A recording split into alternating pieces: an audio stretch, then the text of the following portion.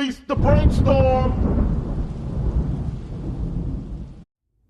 What's good? It's your boy Breezy from BreezyBrainstorm.com, and I was just checking in with you today because this is the first episode of a series I like to call Low-End Theories, where I'm going to be getting into some music theory, but I want to keep it really simple because I know not everybody really wants to dive all the way into music theory.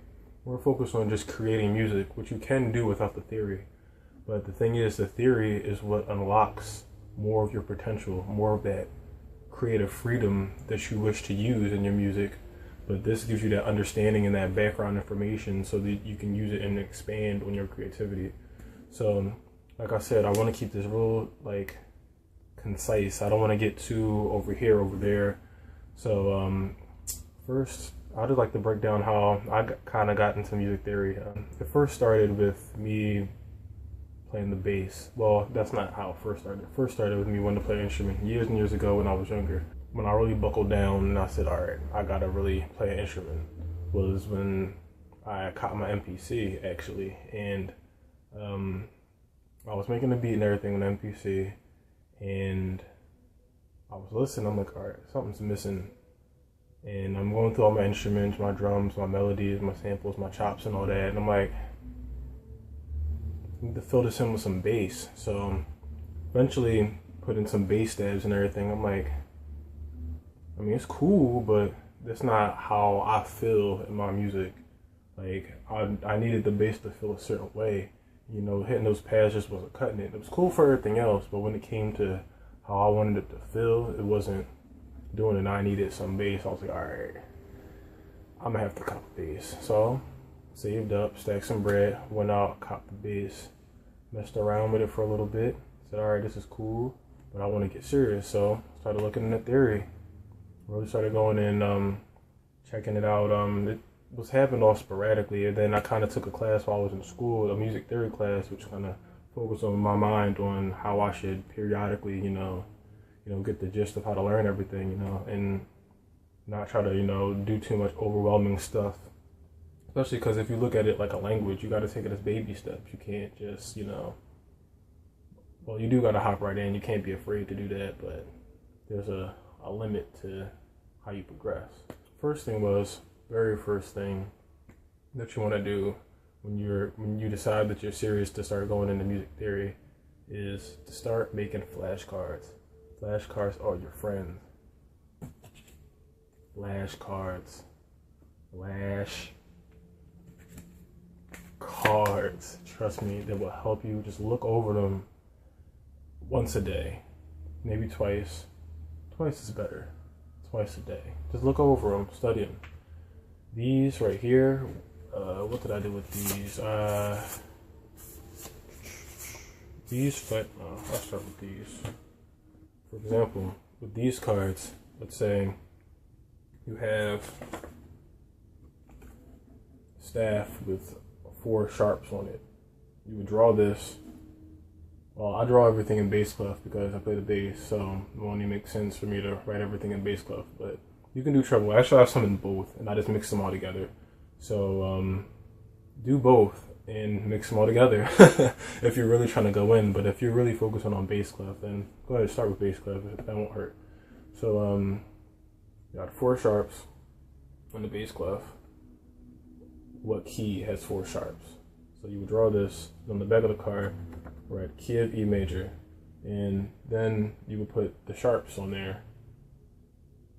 So, well, which notes that are sharp on there? Put them on flashcards. Put them on flashcards. Do that for every key.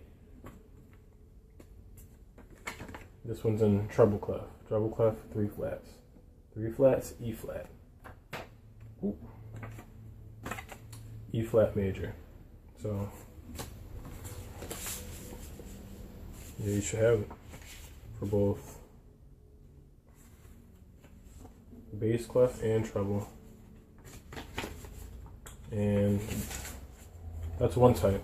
The other type, here we go. Key of D major. How many sharps?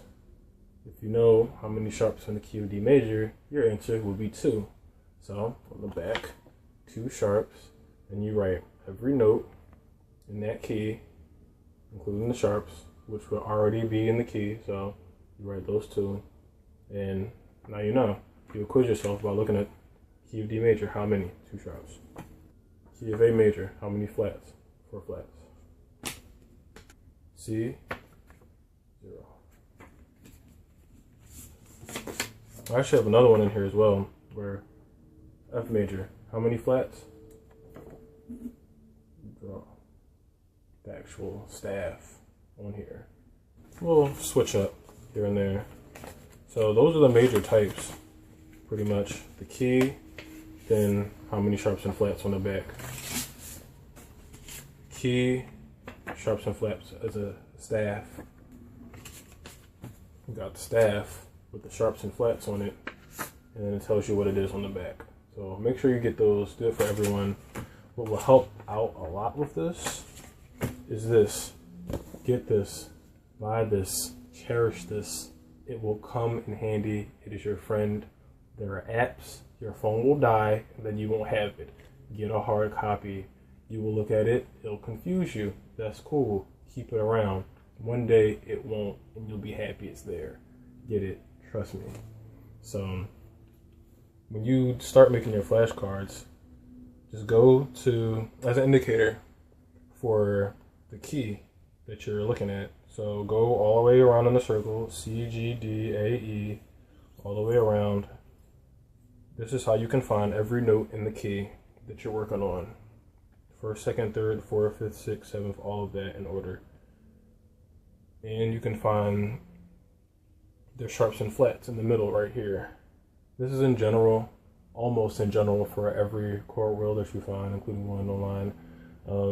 But this was the most simplest one to me that I saw.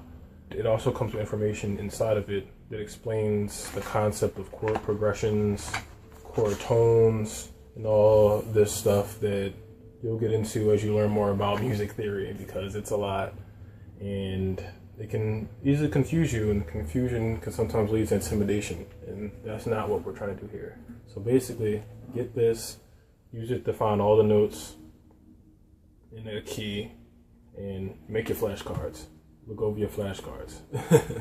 That is the ground and foundation of this. So yeah, I want to keep that short and sweet. Make your flashcards, get the chord wheels, probably like $10 on Amazon. This is a lifetime investment right here, something cheap that'll really get you going. And also, if you don't play an instrument, I'll suggest you start doing that. It's a lot easier to learn music theory if you play an instrument. Even if you have a keyboard around, you can hit the C note, so you can have a reference to what it sounds like, what C sounds like. You can hit a C, E, and G at the same time and actually have a chord, C major chord, and you actually hear what that sounds like instead of, you know, just seeing C, E, G on like a piece of paper or something. So if you have a keyboard, that's clutch. I always tell people, go get the bass because it's fun. So guitar, anything. I encourage people to go play music. But yeah, but if you really want to get your ear together and use all this information and you don't have one, I'm gonna make another video on how you can capitalize with that, especially if you have like a phone or a computer. I got some apps for you that definitely help you out. But yeah, it's your boy Breeze from BreezyBrainstorm.com. We getting into these low-end theories, man. We really, you know what I'm saying, we're trying to get deeper into this musical process. So chord wheel, flashcards, creation, BreezyBrainstorm.com. Peace.